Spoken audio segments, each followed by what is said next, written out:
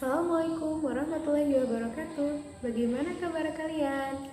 Semoga kita semua selalu dalam keadaan sehat dan tetap semangat dalam menjalankan aktivitas, terutama dalam belajar dan beribadah. Amin ya rabbal alamin. Hari ini kita akan memulai kembali pembelajaran bahasa Indonesia. Seperti biasa, sebelum pembelajaran dimulai, marilah kita ucapkan basmalah bersama-sama. Bismillahirrahmanirrahim. Hari ini kita akan belajar pidato.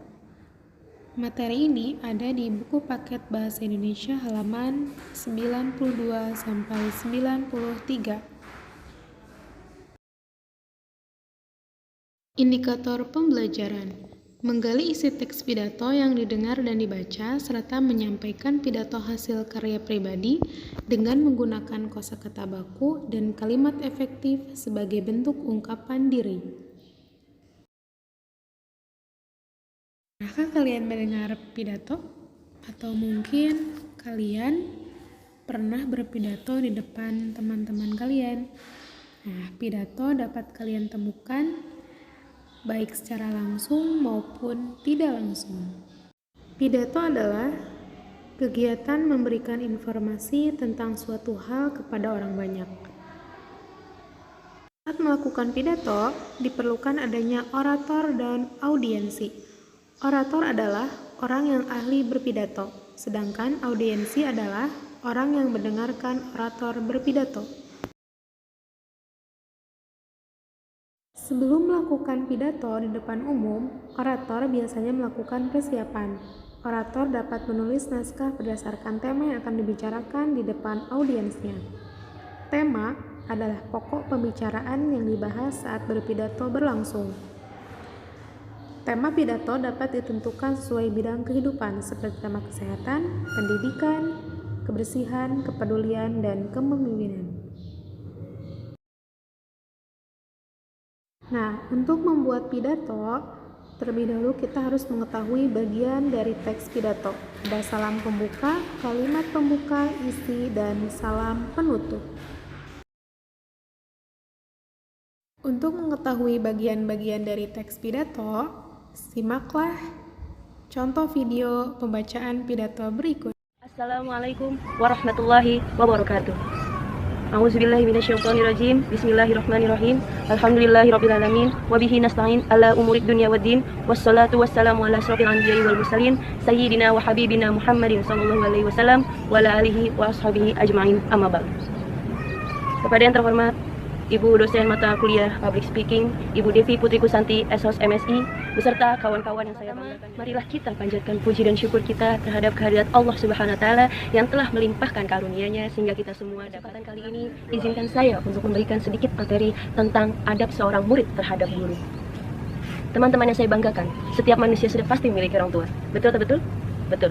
Bukan hanya peran orang tua yang telah membesarkan dan mendidik kita, tetapi ada juga peran guru yang sangat penting di hidup kita, karena telah memberikan ilmunya kepada kita.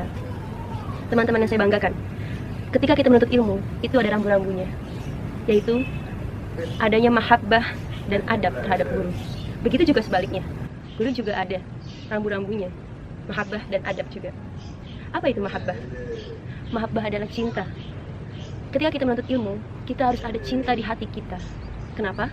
Karena jika kita tidak mencintai atau kita menyimpan benci kepada guru kita, maka sia-sia kita akan menuntut ilmu. Dulu ada salah seorang yang ketika dia menuntut ilmu, dia tidak mencintai gurunya dan dia menyimpan rasa benci terhadap guru tersebut. Maka sepanjang jalan hidupnya, ilmunya tidak nyampe kepadanya. Ilmunya sia-sia. Maka dari itu, kita harus ada mahabbah di hati kita, karena mahabbah sangat penting bagi hidup kita. Maksud bentuk cinta di sini yaitu adalah mendoakan dan tidak mencela guru. Niscaya kita akan diberikan keberkahan ilmu di dunia dan di akhirat. Saya pernah mendengar kata guru saya waktu masa aliyah, beliau berkata, adab seorang murid itu lebih utama ketimbang ilmunya. Bakti seorang murid itu lebih penting ketimbang ilmunya. Sebodoh apapun murid itu, jika dia memiliki adab dan akhlak terhadap guru, maka insya Allah tidak akan ada penghalang di hidupnya. Sebisa mungkin kita mencari keridhoannya. Dan cara mencari keridhoannya adalah dengan menjaga akhlak kita. Dalam kitab Ta'limut Ta'lim karya Syekh Az-Zarnuzi, Di situ diterangkan bahwa ada beberapa akhlak yang dapat kita praktekkan kepada guru kita. Di antaranya adalah 1. Tidak berjalan di depan guru. 2. Tidak duduk di tempat duduknya guru. 3. Tidak memulai omongan kecuali tanpa seizin guru. 4. Tidak bertanya sesuatu jika guru sedang lelah atau bosan. 5. Jika ingin bertemu dengan guru, ucapkanlah salam dan tidak mengetuk pintunya tetapi menunggu guru tersebut keluar. 6. Jangan membuat guru marah atau murka. Patuhilah perkataannya. 7. Tawadu terhadap guru. Seperti yang diterangkan oleh Al-Imam Baihaqi, Umar bin Khattab mengatakan, "Tawadhu liman ta'lamuna minhu." Tawadulah kalian terhadap orang yang mengajari kalian. Tawadu di sini adalah seorang murid yang memiliki sifat rendah hati dan tidak sombong ketika dia sedang menuntut ilmu. Maksudnya adalah ketika kita sedang menuntut ilmu, sepintar-pintar apapun kita tidak boleh sombong kepada guru. Kedelapan, jangan bersuuzon kepada guru dan tidak mencela dan mencari kesalahan guru tersebut. Seringkali kita jumpai zaman sekarang banyak murid yang mencela dan berkata kasar kepada gurunya, bahkan berkata mengumpat di belakang gurunya, mengatai gurunya. Itu sangat tidak dipuji, tidak memiliki akhlak. Maka dari itu, kita harus berhati-hati dalam berbicara, apalagi kepada orang yang lebih tua daripada kita. Kesembilan, jangan menyakiti hati guru. Ini yang sangat-sangat berbahaya. Karena apa? Ketika kita menyakiti hati guru, sekecil apapun itu, maka ilmu kita tidak akan diberkahkan oleh guru. Amat disayangkan, bukan? Maka dari itu, demikianlah pidato yang dapat saya sampaikan tentang adab seorang murid terhadap guru. Semoga kita semua diberi semangat belajar dan disadarkan bahwa pentingnya peran guru bagi hidup kita, dan semoga kita diberkahkan ilmunya oleh guru kita sehingga kita semua dapat merasakan keberkahan ilmu di hidup kita. Amin, amin ya rabbal alamin. Akhirul kalam, wabillahi taufiq wal hidayah. Wassalamualaikum warahmatullahi wabarakatuh. Nah, itu tadi video tentang pembacaan pidato. Sekarang kita menggali isi sebuah bagian pidato atau biasa disebut dengan struktur pidato.